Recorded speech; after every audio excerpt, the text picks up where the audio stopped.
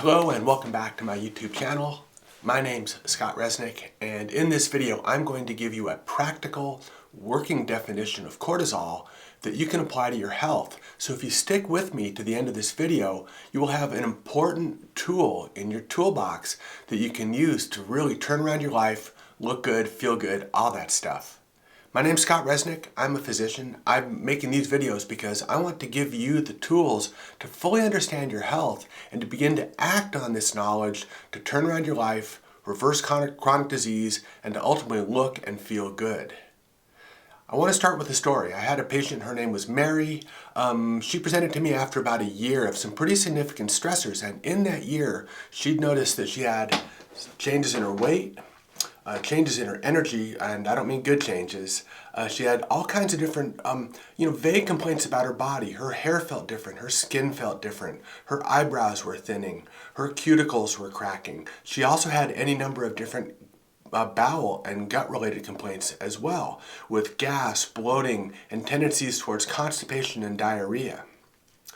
Additionally, she noticed she'd had significant mood changes as well. She was tending towards depression with an overlying anxiety, and she also felt that her memory wasn't as good. She couldn't seem to stay on track as well as she had hoped. And finally, she had changes with her menstrual cycling as well as her libido as well. So she had seen her primary care doctor, and he did a variety of studies, and nothing really showed too much. And he said, well, it looks like you're looking pretty good. Why don't you come back in a year? And that's when she found me. What I want to do is from this part forward is to start to redefine how we look at cortisol, because cortisol was the hormone which was influencing all of her different systems. So to redefine cortisol, I find it valuable to start to look at it vis-a-vis all these different systems to see how it influences so many components of our biology. Now, we'll start with what I refer to as an energetics triad. So there are 3 hormones in our body that we use to collectively manage and modulate energy in our body. These are thyroid, insulin, and cortisol. Thyroid hormone is basically our body's thermostat. So we maintain a normal thyroid state when the getting's good. But when the human animal and a human body gets into a state of starvation, infection, or significant stressors, we get into a relatively hypothyroid state. Insulin is a growth hormone, and its job is to build tissues. What it does is it clears glucose out of our bloodstream and stores it in a molecule known as glycogen in our liver and our muscles, and then when the glycogen stores are full, all that extra glucose gets stored as fat. So remember, insulin's job is to clear blood glucose out of our bloodstream. If you open any biochemistry book, you'll see that cortisol's job is to actually raise our blood sugar. And it does this by cleaving the molecule glycogen and converting that molecule into glucose in the body. So what it does is it works in an oppositional sense relative to insulin. It's known as a counter-regulatory hormone. It counters the regulatory effects of insulin in the body. So while insulin is a growth hormone, cortisol tends to break down our body. It breaks down tissues, it breaks down fat, it breaks down muscle, all for the intent of keeping us alive. It also works within this triad of these other energetic hormones. We know that when cortisol is high, that people get into a relatively hypothyroid state. Thyroid, as I've taught in another video, thyroid hormone involves 2 hormones, T4 and T3.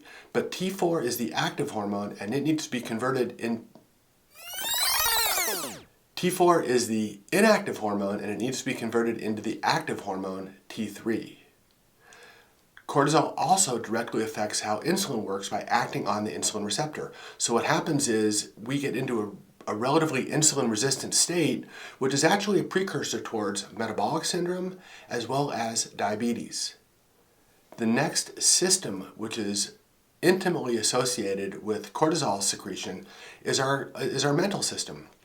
And we know that people who have high levels of cortisol have a tendency towards depression, anxiety, and over time we can start to see some changes in memory and mood as well.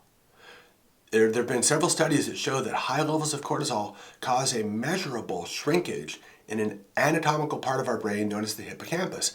This is a part of the brain which is associated with kind of memory and active processing.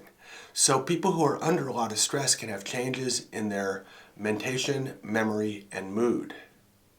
The next system which is affected by cortisol, and this was seen in my patient Mary, was the gastrointestinal system. Now she had had any number of different GI complaints. What happens is, under stress, cortisol causes our blood flow to be diverted away from our gut. And this makes perfectly good sense, because if you're under the stressor of, say, being chased by a tiger, if you just ate a sandwich, you don't want 20% of your blood flow going to your gut. You want that blood flow going to your muscles and your brain and your heart and your lungs. The general surgeons have known for decades that under significant stressors, that the blood is diverted away from the gut, and what this causes is it causes a breakdown in the critical single cell lining that separates all of our internal workings from basically everything in the outside world. Under prolonged levels of cortisol and stress, we develop leaky gut, and this has been known for decades. And finally, the system which is affected by cortisol is our reproductive system. And this all makes sense. Remember how cortisol worked with insulin and thyroid to kind of maintain our blood glucose and to keep us alive.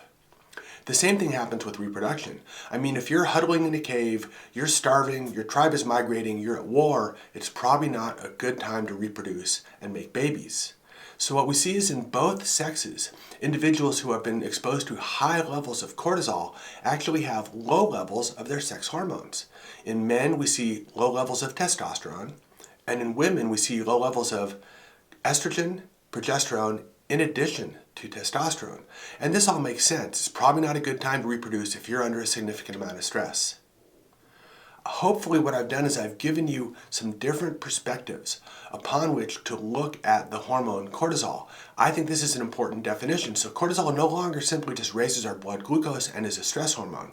It is a hormone that ties together so many different aspects of our physiology to keep us alive, to keep us going, and allow us to reproduce.